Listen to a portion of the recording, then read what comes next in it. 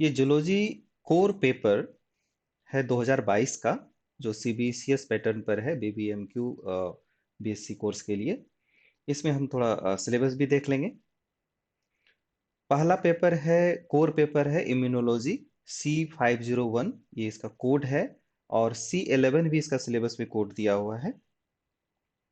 तो इसमें basically 4 unit है। पहला यूनिट है बिल्कुल इंट्रोडक्शन है, जिसमें कि इनेट और एडेप्टिव इम्यूनिटी है। और दूसरा है जो कंपोनेंट है इम्यून सिस्टम का, वो है तुम्हारा सेल। और एक है organs of immune system. Organ of immune system में मेनली क्या है, लिम्फोइड ऑर्गेन। तो प्राइमरी और सेकेंडरी लिम्फोइड ऑर्गेन, ये मेन इसमें ये होता है। उसके बाद जो इम्यून का रिस्पॉन्स होता है, जो यूनिट 3 और यूनिट 4 है, तो दो तरह का एडेप्टिव इम्यून रिस्पॉन्स होता है। एक ह्यूमोरल इम्यून रिस्पॉन्स और दूसरा होता है सेल मेडिएटेड।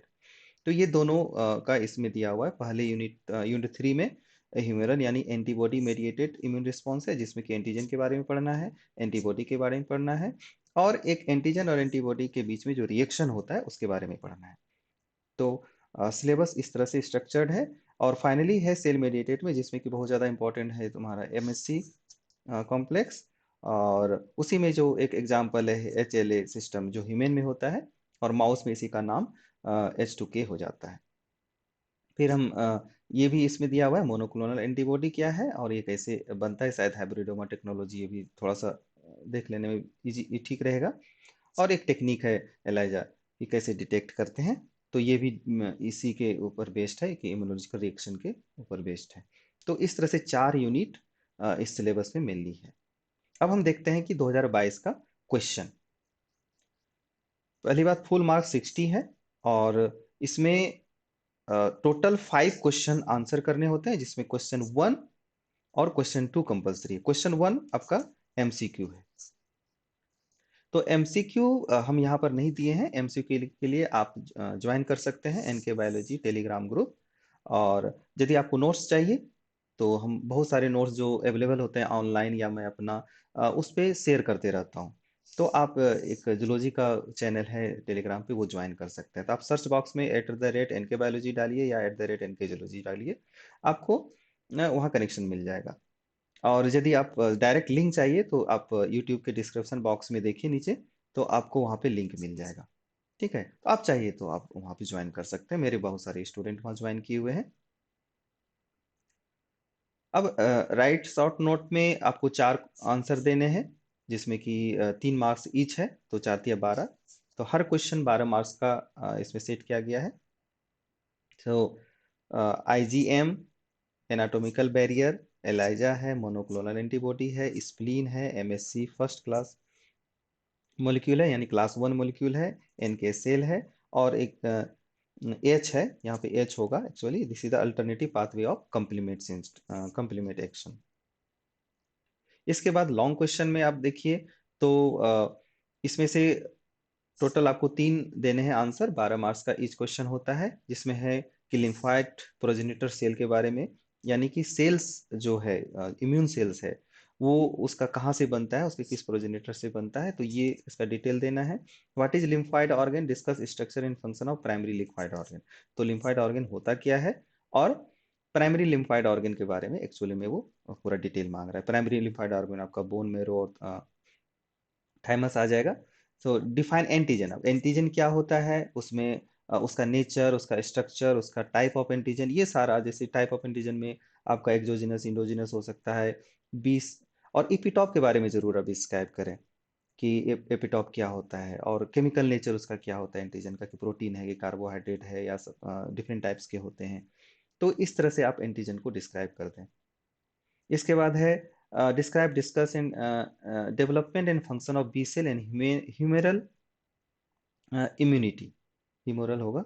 सो ह्यूमरल इम्यूनिटी, तो ये आपका जो है, इसमें क्या करना है कि बी सेल का डेवलपमेंट कैसे होता है, और फिर वो कैसे फंक्शन करता है, और इसी के साथ उसमें थोड़ा सा आपको कि कैसे मेच्योर होता है।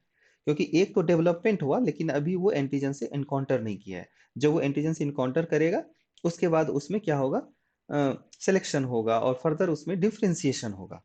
तो उसके बाद ये फंक्शन, की फिर फंक्शन क्या करेगा, बी सेल है तो एंटीबॉडी रिलीज करेगा। फिर एंटीबॉडी किस तरह से एंटीजन पैथोजन को रिमूव करेगा, तो ये सारा एक तरह से आपको डिटेल में इसमें लिखना है।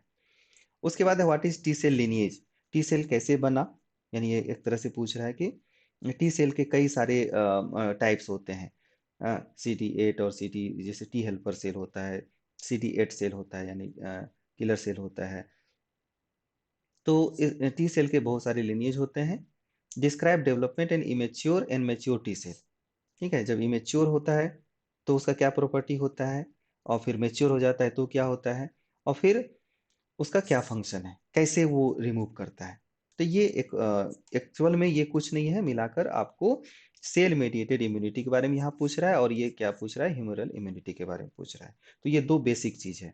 Give an account of mechanism of action of classical complement pathway, तो कॉम्प्लीमेंट पाथवे कैसे एक्टिवेट होता है, उसका क्लासिकल पाथवे देना होता है। इसके कई सारे पाथवे हैं, जिसमें आपको यहाँ पर क्लासिफिकेशन क्लासिकल पाथवे के बारे में लिखना है। उसके बाद आप आ जाइए कि describe the fine structure of IG antibody on the basis of H2L2 model of Rodney Porter, जिन्होंने वो दिया था वाई सेप्ट एंटीबॉडी दिया था। तो IG सब का सिंपल जो ये इसका वो होता है कि इसमें लाइट चेन और हैवी चेन होता है, ठीक है। तो ये आपको इसका स्ट्रक्चर आपको डिटेल में देना है। बेसिकली आपको कंफ्यूज नहीं होना है, सिंपल आप जो वाई सेप्ट का है उसका अच्छे से डायग्राम बना के अच्छे से लेबल करके, और हैवी चेन है, लाइट चेन है, उसके वेरिएबल पोर्शन है कि उसका कांस्टेंट पोर्शन, ये सारा अच्छे से डिटेल करके उसमें एस डाइसल्फाइड बॉन्ड कहाँ कहाँ पर है वो सारा आपको दे देना है, फिर उसका डिस्क्राइब भी करना है। ये ध्यान दें, कई बार क्वेश्चन आता है केवल स्ट्रक्चर बनाने के लिए, लेकिन यहाँ पर डिस्क्राइब भी करना है, तो इसके बारे में लिखना है। उसके आप एंटीबॉडी के टाइप्स भी लिख सकते हैं, और थोड़ा सा फंक्शन भी लिख सकते हैं। सो राइट, उसके बाद 10वां क्वेश्चन है कि ये इसमें चूंकि 12 क्वेश्चन है तो 6-6 मार्क्स का दोनों हो जाएगा। तो lymph node and lymphatic system, ये एक्चुअल में आपका सेकेंडरी लिम्फाइड ऑर्गन से रिलेटेड है। और एंटीजन एंटीबॉडी रिएक्शन, कि एंटीजन एंटीबॉडी रिएक्शन का क्या प्रिंसिपल होता है, जैसे उसका प्राइमरी होता है रिएक्शन, फिर सेकेंडरी होता है, फिर टर्शियरी होता है। तो इस तरह, और उसके बाद फर्दर इसका क्या, जैसे डायग्नोसिस में यूज होता है। तो इस तरह से आपको इसका ध्यान रहे, जब शॉर्ट क्वेश्चन आप लिखते हैं तो थोड़ा अच्छे से कॉम्पैक्ट वे में लिखें, जिससे आपको ज़्यादा मार्क्स आएगा। और हमेशा ये ध्यान रखें कि शॉर्ट क्वेश्चन आप एग्जाम में लास्ट में लिखें, पहले आप लॉन्ग क्वेश्चन लिखें। स्टार्ट जब आप करते हैं तो एक नज़र में आप पहले ऑब्जेक्टिव देखें, ऑब्जेक्टिव जितना पहली बार में बन जाता है फर्स्ट शॉट में आप बना दीजिए। उसके बाद उसमें वहाँ पर टाइम वेस्ट मत कीजिए, सीधा आप आ जाइए लॉन्ग क्वेश्चन बनाने में। लॉन्ग क्वेश्चन बनाने में क्या होगा, उसमें भी आप टाइम डिवाइड कर लीजिए, मान लीजिए 3 घंटे का है, तो 2 घंटा के लिए आप अपने लॉन्ग क्वेश्चन को रख दें। उसके बाद 1 घंटे में आप कम से कम 30 to 40 मिनट आप शॉर्ट के लिए रख दें। और फाइनली आप जो लास्ट में बचता है वो आप ऑब्जेक्टिव के लिए रखें।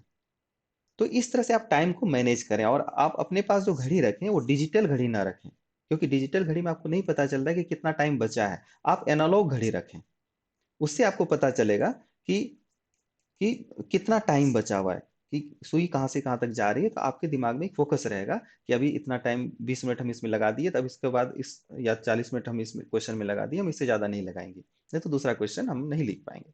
तो टाइम मैनेजमेंट बहुत इंपॉर्टेंट है, और पहले लॉन्ग, फिर शॉर्ट, फिर ऑब्जेक्टिव। हाँ, स्टार्टिंग में आप ऑब्जेक्टिव एक बार देखें, एक बार में जितना बन जाता है उतना बना दें। तो ये सबसे बेस्ट स्ट्रेटेजी होता है एग्जाम में आंसर करने का।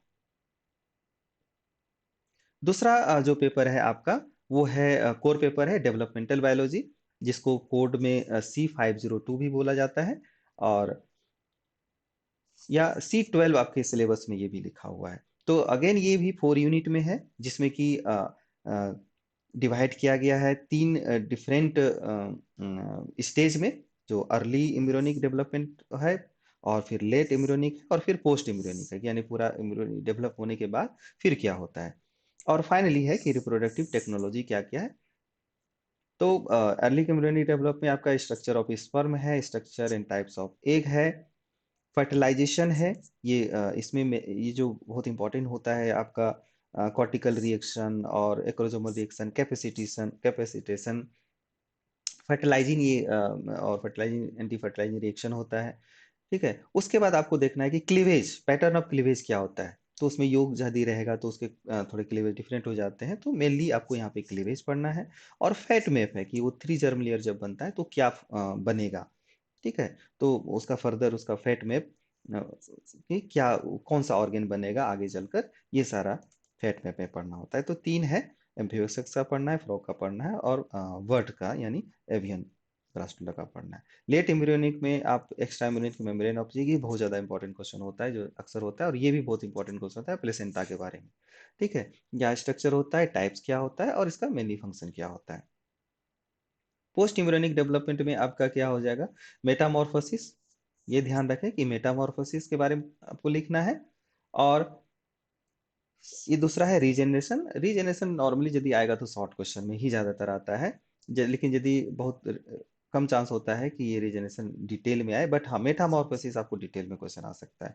रिप्रोडक्टिव टेक्नोलॉजी है, ये कुछ इंपॉर्टेंट है, जैसे क्रायोप्रिजर्वेशन की कैसे हम गैमीट को कलेक्ट करके उसको प्रिजर्व करेंगे थ्रू द क्रायोप्रिजर्वेशन, बिल्कुल लो टेम्परेचर पे इसको प्रिजर्व किया जाता है। सुपर एवोल्यूशन किया है, तो ये सारा शॉर्ट क्वेश्चन में दिया जा सकता है। In vitro fertilisation, embryo transfer technique, तो ये यहाँ से ज्यादातर शॉर्ट क्वेश्चन के चांसेस ज्यादा रहेंगे। अब हम देखते हैं डेवलपमेंटल बायोलॉजी के क्वेश्चंस। तो ये फुल मार्क्स अगेन 60 है।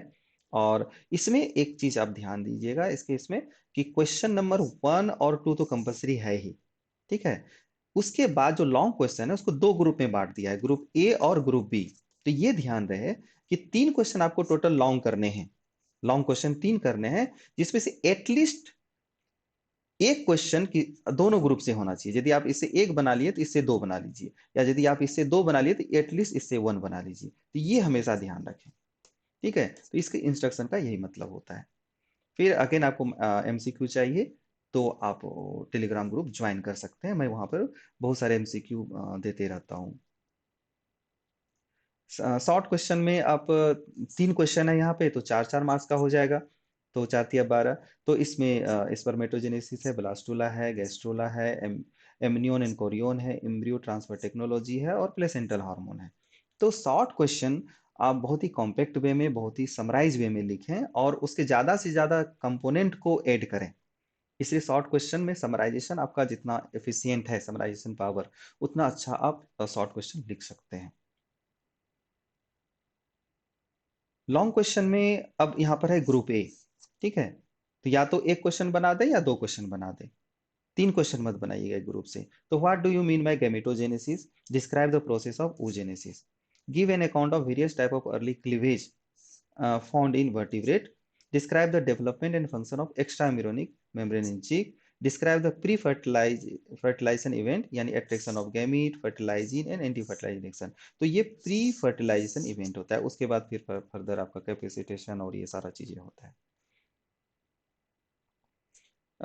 Describe the process of in vitro fertilisation, एक टेक्निक है, आप इसको डिटेल में लिखेंगे, ये लॉन्ग क्वेश्चन है। डिफाइन मेटामॉर्फोसिस, ये लॉन्ग क्वेश्चन है, मेटामॉर्फोसिस है। हालांकि यहाँ पे इंसेक्ट में दे दिया है तो कोई नहीं, मेटामॉर्फोसिस का बेसिक स्ट्रक्चर आपका टेडपोल लार्वा में आप देख लीजिएगा।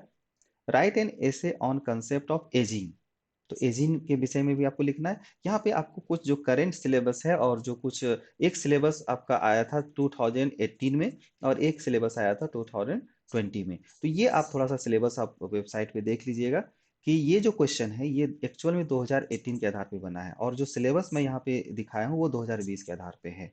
तो ये थोड़ा सा आप उस हिसाब से आप तैयारी कीजिएगा कि जो आपका 2020 का सिलेबस है। तो हो सकता है इसमें से कुछ क्वेश्चन आपका उसमें नहीं रहेगा।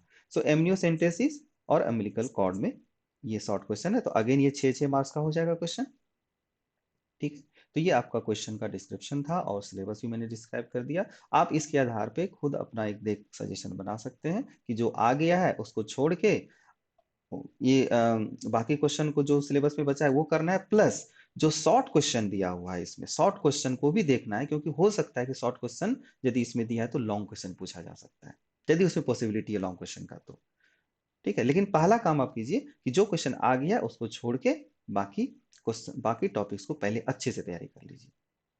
Thank you.